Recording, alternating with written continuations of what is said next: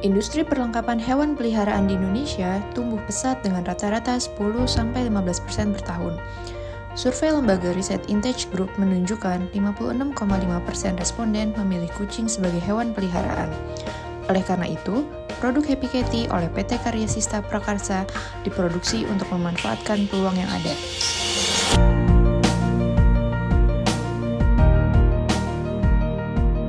Halo Bapak Ibu sekalian, perkenalkan nama saya Pardosi. Saya Marketing Manager di PT Karya Sista Prakarsa. PT Karya Sista Prakarsa itu didirikan tahun 2020 dan saat ini kami berkantor di Jalan Jombang Raya, Pondok Aren, Bintaro, Tangerang Selatan.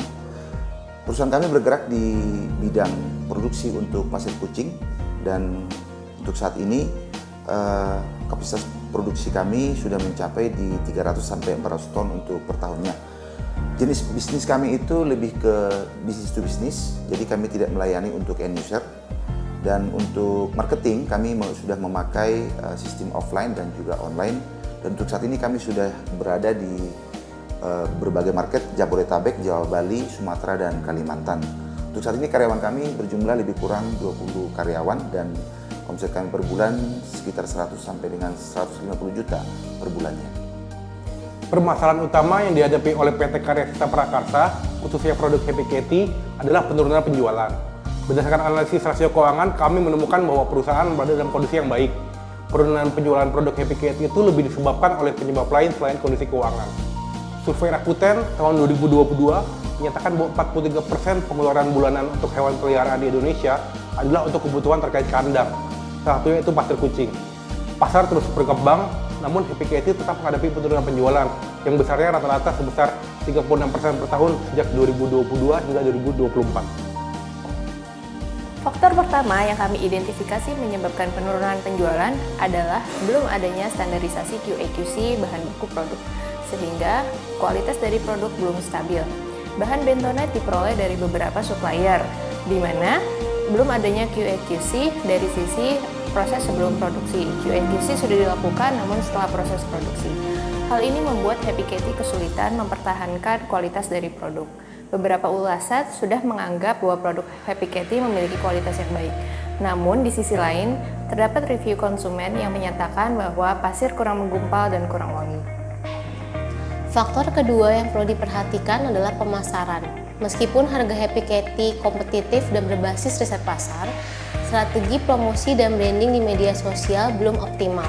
Selain itu, peningkatan keterampilan SDM di bidang marketing diperlukan untuk daya saing. Selanjutnya, faktor terakhir adalah persaingan harga ketat, di mana pesaing menawarkan harga lebih murah dan skema pembayaran fleksibel.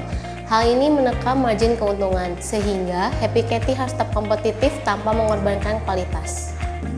Dari beberapa concern yang sudah dibahas sebelumnya, kami merekomendasikan beberapa strategi. Yang pertama, strategi jangka pendek berfokus pada standarisasi kualitas, terutama untuk bahan baku, untuk market development dan market penetration. Lalu yang kedua juga peningkatan product awareness melalui konsistensi penggunaan digital media, serta memanfaatkan sosial media melalui influencer, komunitas, maupun dokter hewan.